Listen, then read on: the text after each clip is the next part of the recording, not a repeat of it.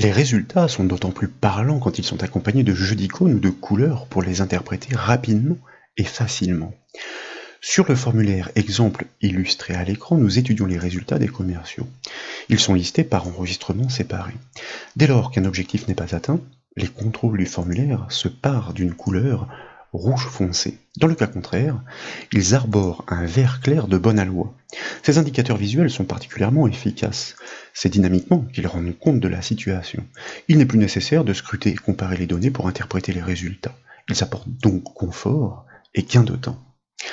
Pour la démonstration de cette nouvelle astuce, nous proposons d'appuyer nos travaux sur une base de données offrant ce formulaire. Et bien sûr, cette base est offerte au téléchargement depuis le site bombache.fr.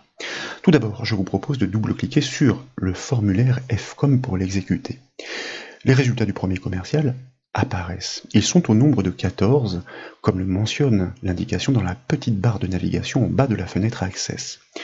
Ce formulaire FCOM a donc été conçu sur la table commerciaux. C'est la comparaison entre le chiffre réalisé et l'objectif fixé qui nous intéresse. Ces données sont inscrites donc dans les deux dernières zones. Lorsque le chiffre dépasse l'objectif, nous devons appliquer une couleur verte. Le rouge est préconisé lorsque le chiffre n'atteint pas 80% de l'objectif fixé. Dans le cas restant, soit lorsque le chiffre est légèrement inférieur à l'objectif, entre 80 et 100% donc, nous proposons d'appliquer une couleur orange un peu moins agressive. Ces signalétiques renseigneront rapidement sur les résultats de chacun. Comme 3 cas sont à considérer, 3 règles de mise en forme conditionnelle sont nécessaires. À gauche du ruban Accueil, je vous propose désormais de cliquer sur la flèche du bouton Affichage et dans la liste des propositions, de choisir le mode Création. Nous basculons ainsi dans la vue en conception du formulaire. Vous constatez que les deux dernières zones de saisie se nomment respectivement comme CA et comme OBJ pour objectif. C'est par leur nom que nous pourrons les désigner dans la syntaxe de la règle de mise en forme conditionnelle. Nous devons comparer les valeurs qu'elles portent, et selon le cas, ce sont tous les contrôles qui doivent réagir dynamiquement. Nous devons donc les sélectionner explicitement avant d'agir. Pour cela, dans la section détail du formulaire, je vous propose de tracer un rectangle recoupant, ma foi, l'ensemble de ces 6 zones. Elles sont donc, alors je dis bien 6 zones, je pensais qu'il y en avait 5, j'avais une petite hésitation, elles sont bien 6. Les 5 zones de saisie, d'ailleurs, ainsi que la liste déroulante, sont sélectionnées ensemble, indépendamment de leur étiquette, comme vous pouvez le voir, puisqu'elles ne sont pas surlignées en orange. Désormais, en haut de la fenêtre Access, je vous propose de cliquer sur l'onglet contextuel Format pour activer son ruban. Puis, dans la section Contrôler la mise en forme de ce ruban, nous allons cliquer sur le bouton Mise en forme conditionnelle. Et là, dans la boîte de dialogue qui suit, nous allons cliquer sur le bouton Nouvelle règle afin de pouvoir procéder. Comme elle est particulière, avec la première liste déroulante, nous allons choisir expression de manière à pouvoir bâtir cette expression, c'est-à-dire sa syntaxe. Nous devons comparer la valeur du chiffre d'affaires par rapport à l'objectif fixé.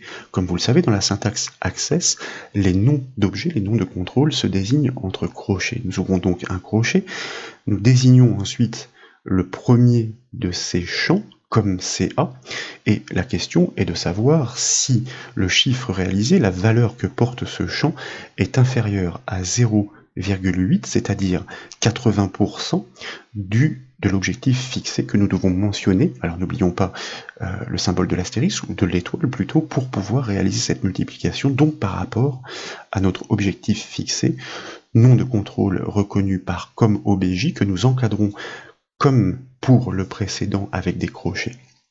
Si ce critère est vérifié, nous l'avions dit, les contrôles sélectionnés doivent se parer d'un rouge foncé. C'est pourquoi, à l'aide du pot de peinture, nous pouvons choisir ce rouge foncé, de manière à ce que le texte ressorte suffisamment. Nous allons choisir un gris clair, et je vous propose ensuite d'appliquer un style gras à la police.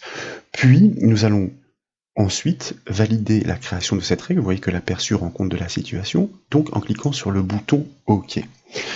Nous sommes de retour sur la première boîte de dialogue et la règle y apparaît effectivement listée. Dans l'enchaînement, nous allons procéder, puisque nous l'avons dit, 3 règles sont à créer. Donc, nous cliquons de nouveau sur le bouton Nouvelle règle, nous choisissons de nouveau une expression à bâtir. J'aurais dû prélever la précédente syntaxe, cette fois je n'y manquerai pas.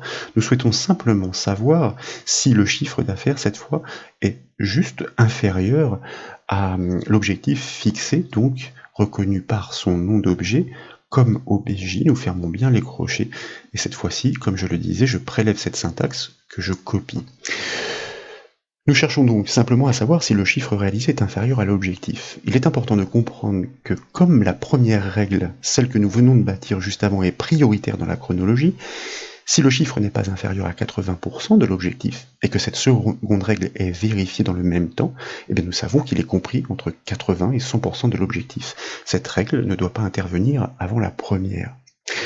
Dans ces conditions, donc, la couleur orange doit dominer. C'est pourquoi nous allons choisir avec la liste déroulante du pot de peinture dans la palette de couleurs un orange plutôt clair, et puis avec l'outil couleur de police, je vous propose de choisir cette fois-ci un orange foncé, et par esprit de cohérence, nous allons lui appliquer un style gras. Dès lors, nous pouvons valider cette deuxième règle. Nous constatons qu'elle vient se greffer dans la liste de l'énumération du gestionnaire de règles. Ce n'est pas terminé, nous devons bâtir la toute dernière règle. Nous cliquons sur le bouton nouvelle règle, nous choisissons toujours de la construire à partir d'une expression. Je me permets cette fois-ci de coller par CTRL-V la précédente syntaxe.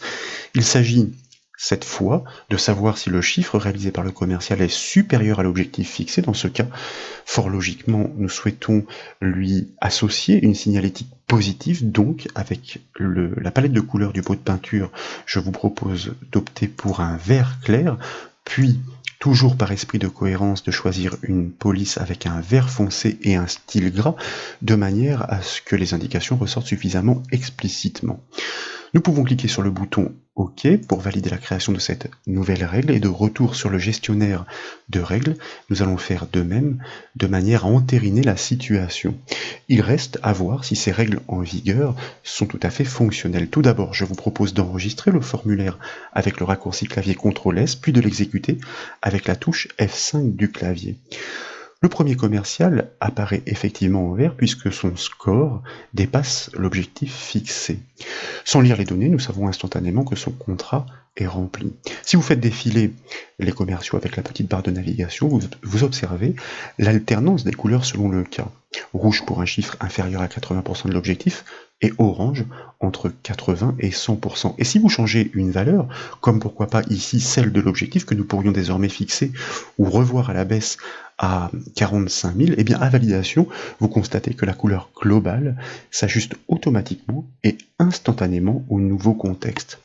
Voilà donc pour cette nouvelle astuce Access, j'espère qu'elle vous a plu. Si c'est le cas, comme toujours, je compte sur vous pour mettre un petit j'aime à la vidéo, et comme vous le savez, vous pouvez retrouver toutes les formations et astuces sur le site bombache.fr. Je vous remercie.